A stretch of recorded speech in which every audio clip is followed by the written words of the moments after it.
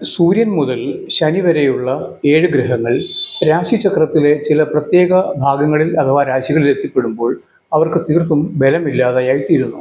ഇങ്ങനെ ബലമില്ലാത്ത രാശികളിൽ നിൽക്കുമ്പോൾ നമുക്ക് ഒരു ഗുണവും ആ ഗ്രഹങ്ങളിൽ നിന്ന് ലഭിക്കുന്നില്ല.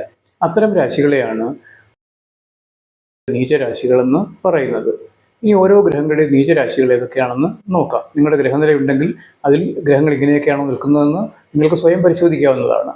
സൂര്യന് തുലാം രാശിയാണ് നീചം, ചന്ദ്രന് വൃശ്ചികം, ചൊവ്വയ്ക്ക് കർക്കിടകം, ബുധന് മീനം, വ്യാഴത്തിന് മകരം, ശുക്രന് കന്നി, ശനിക്ക് മേടം രാശി. ഇതാണ് ഓരോ ഗ്രഹങ്ങളുടെയും നീചരാശികൾ. അപ്പോൾ ഗ്രഹങ്ങൾ ഇങ്ങനെ നീചരാശികളിൽ നിൽക്കുമ്പോൾ മറ്റു ചില ഗ്രഹങ്ങൾ ലഗ്നരാശിയിലോ അതിൻ്റെ 4, 7, 10 ആയി വരുന്ന രാശികളിലോ നിൽക്കുമ്പോൾ ഈ ഗ്രഹങ്ങൾക്ക് നീചഭംഗ രാജയോഗം എന്നൊരു വിശേഷപ്പെട്ട യോഗം സംഭവിക്കും. അതാത് ഗ്രഹങ്ങൾ തന്നെ വരണം. അങ്ങനെ നിൽക്കുകയാണെങ്കിൽ ഈ ഗ്രഹങ്ങൾക്ക് നീചഭംഗം സംഭവിക്കുകയും ഇവർ നമുക്ക് വലിയ ഭാഗ്യാനുഭവങ്ങളും ജീവിതത്തിലെ ഉയർച്ചയും ഒക്കെ സമ്മാനിക്കുകയും ചെയ്യും. അപ്പോൾ ഇത് നമ്മൾക്ക് ചവറ്റുകുട്ട ഉപയോഗമില്ലാത്തൊരു സാധനമാണ്. അതിൽ കിടക്കുന്ന സാധനങ്ങളൊക്കെ ഉപയോഗശൂന്യമാണെങ്കിലും അതിൽ നിന്ന് ഒരു നിധി കിട്ടുന്നതിന് സമാനമായിട്ട് നമുക്ക് ഈ പ്രതിഭാസത്തിനെ കണക്കാക്കാം.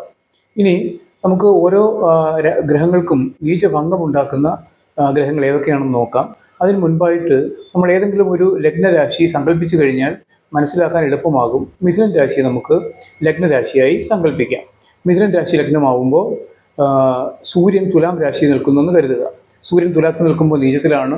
അപ്പോൾ വ്യാഴം എന്ന് പറയുന്ന ഗ്രഹമാണ് സൂര്യന് നീചഭംഗം ഉണ്ടാക്കുന്നത്.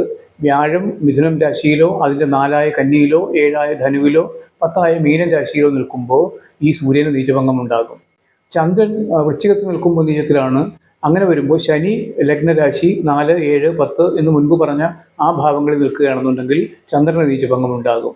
ചൊവ്വ കർക്കിടകൻ രാശി നിൽക്കുമ്പോൾ നീചമാണ്. ശുക്രൻ ഈ പറഞ്ഞ രാശികളിൽ നിൽക്കുമ്പോൾ ചൊവ്വയ്ക്ക് നീചഭംഗമാകും.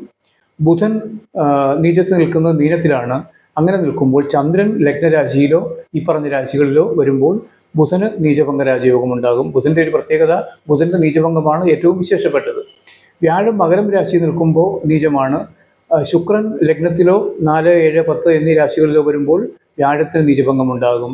ശുക്രന് നീചം സംഭവിക്കുന്ന കന്നി രാശിയിലാണ്. ബുധൻ ലഗ്നത്തിലോ 4, 7, 10 വരുമ്പോൾ ശുക്രന് നീചഭംഗം ഉണ്ടാകും.